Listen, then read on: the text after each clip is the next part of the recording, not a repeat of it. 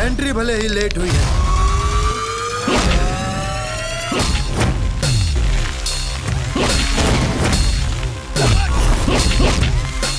लेकिन एग्जिट बेटा ग्रेट होगा। नमस्कार दोस्तों, आप लोग देख रहे हैं भोजपुरी हिट न्यूज चैनल, तो बहुत बहुत स्वागत है। तो आप लोग के बता दी कि प्रदीप पांडे चिंटू जी के और कायल राघवानी की फिल्म रहे दोस्ताना।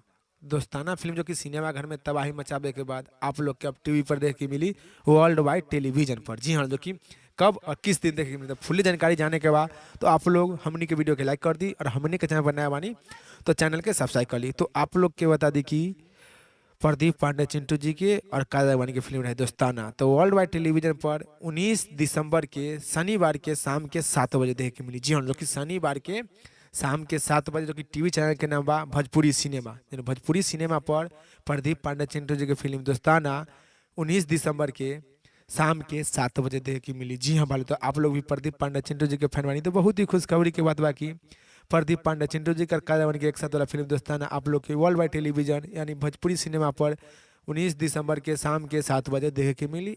तो आप लोग भी देखो और देखो, कमेंट बस बताएं कि आप लोग के देखे में कैसे लगा और इस रिपोर्ट के बारे में क्या राय बा, क्या विचार बा, आप लोग नीचे कमेंट बॉक्स में बताएं। फिलहाल में इतने, फिर से मिलेंगे नेक्स्ट वीडियो में। जय हिंद, जय भोजपुरी।